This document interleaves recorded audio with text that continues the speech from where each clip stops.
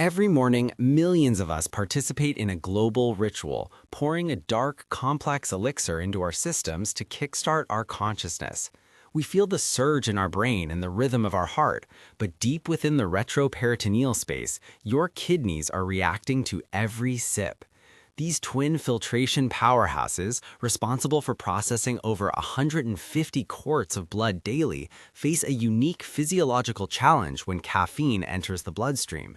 Today, we are dissecting the intricate relationship between your daily brew and your glomerular filtration rate, or GFR. We often focus on the liver or the heart when discussing coffee, yet it is the kidney that serves as the ultimate arbiter of what stays and what goes. As we peel back the layers of renal physiology, we will discover how caffeine navigates the delicate balance of blood pressure, adenosine receptors, and the microscopic sieves that keep you alive. This isn't just about hydration, it's about the high-stakes chemistry of survival and performance. To understand coffee's impact, we must first look at the gatekeepers of the kidney, the nephrons. Within each kidney, 1,000,000 tiny units work tirelessly to filter waste. The primary driver of this process is the glomerular filtration rate. When you consume caffeine, it acts as a potent antagonist to adenosine receptors. Normally, adenosine helps regulate blood flow by causing certain vessels to constrict or dilate. In the kidneys, caffeine blocks these receptors, leading to a fascinating hemodynamic shift. Specifically, it causes the afferent arterioles, the pipes bringing blood into the filter, to dilate. At the same time, it can cause a slight systemic rise in blood pressure. This combination increases the pressure within the glomerular capillaries. It's like turning up the water pressure in a garden hose. More fluid is pushed through the membrane. While this might sound like a boost in efficiency, the kidney must manage this increased workload without damaging the delicate structures of the basement membrane. One of the most immediate effects of coffee is its diuretic nature. For decades, the narrative was that coffee dehydrates you, potentially straining the kidneys. However, modern renal science tells a more nuanced story. Caffeine inhibits the reabsorption of sodium in the proximal tubule of the nephron. Because water follows salt, this leads to an increase in urine production. Yet, for the regular coffee drinker, the body develops a remarkable tolerance. The kidneys adapt to the daily caffeine load, adjusting their transport proteins to compensate for the mild diuretic effect. In essence, while a single cup might trigger a spike in filtration and output, a daily habit creates a new normal. The kidneys learn to maintain fluid balance despite the chemical nudge from your espresso. Research suggests that for healthy individuals, the fluid provided by the coffee itself often outweighs the fluid lost through increased filtration, keeping the net hydration levels stable and the kidneys flushing out toxins effectively. We must address the elephant in the room: blood pressure. Caffeine is a known stimulant that can cause transient spikes in systolic and diastolic numbers. Since the kidney is essentially a high-pressure filtration system, chronic hypertension is its greatest enemy. When you drink coffee, the temporary increase in blood pressure does technically increase the GFR. For a healthy kidney, this is a manageable fluctuation, much like the increased heart rate during a brisk walk. However, the long-term question is whether this daily exercise for the renal vessels is beneficial or harmful. Interestingly, longitudinal studies have shown that coffee contains a treasury of antioxidants, such as chlorogenic acids, which may actually protect the vascular lining of the kidney. These compounds counteract the potential stress of the pressure spikes by reducing inflammation within the renal parenchyma. The kidney isn't just a passive filter, it's a dynamic organ that responds to the complex chemistry of the coffee bean beyond just the caffeine hit. The relationship between coffee and kidney stones is a point of significant clinical interest. Most kidney stones are composed of calcium oxalate. Since coffee contains oxalates, one might assume it increases stone risk. However, the data reveals the opposite. Large-scale epidemiological studies suggest that coffee consumption is actually associated with a lower risk of developing stones. This is likely due to the increased flow rate through the kidneys. By boosting the GFR and increasing urine volume, coffee helps dilute the concentration of stone-forming minerals. It's the physiological equivalent of a fast-moving stream being less likely to collect sediment than a stagnant pond. Furthermore, caffeine appears to decrease the adhesion of calcium oxalate crystals to the renal tubular cells. So, while you are taking in a small amount of oxalate, the increased flushing action induced by the caffeine more than compensates, providing a protective effect against one of the most painful conditions known to medicine. As we age, our GFR naturally declines. This is a standard part of the human timeline. The question for the aging population is whether coffee accelerates or slows this decline. Recent studies focusing on chronic kidney disease, or CKD, have yielded surprising results. Moderate coffee consumption, roughly 2 to 3 cups a day, has been linked to a reduced risk of progressing to end-stage renal disease. The mechanism is thought to be linked to coffee's effect on insulin sensitivity. Type 2 diabetes is the leading cause of kidney failure globally. By improving how the body handles glucose and reducing systemic inflammation, coffee indirectly protects the kidneys from the ravages of high blood sugar.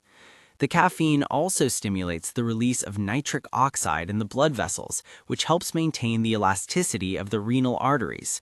This suggests that for the average person, the daily coffee habit isn't just a wake-up call, it might be a longevity strategy for their renal health. However, we must consider the outliers and the specific conditions where coffee might be a concern. For those already diagnosed with advanced kidney disease, the kidney's ability to process electrolytes becomes compromised. Coffee contains potassium, and in the late stages of renal failure, the body struggles to excrete excess potassium, leading to a dangerous condition called hyperkalemia. Furthermore, the acid load of coffee, while negligible for a healthy person, can be a burden for a kidney that can no longer effectively regulate the blood's pH. In these specific medical contexts, the very stimulation that helps a healthy kidney can become a source of stress. This highlights the importance of the baseline. For the healthy individual, coffee is a performance enhancer for the kidneys, but for the struggling organ, it is a complex chemical challenge that requires careful monitoring and often a transition to decaf or restricted intake. Let's dive deeper into the chemistry of the bean itself. Coffee is a complex soup of over 1,000 bioactive compounds. Beyond caffeine, we find trigonelline, cafestol, and kawiol. While cafestol can raise cholesterol levels, it is largely removed by paper filters. This is a crucial detail for kidney health because high cholesterol can lead to atherosclerosis within the renal arteries, narrowing the path for blood to reach the filters. If you use a French press or drink espresso, you are consuming more of these oils. While the impact on GFR is indirect, the long-term health of the renal vasculature depends on the purity of the blood flowing through it. Using a paper filter might be the simplest renal hack available, ensuring you get the antioxidant benefits and the GFR boost from caffeine without the lipid-raising side effects that could eventually clog the system. It's a perfect example of how the method of preparation can be just as important as the substance itself.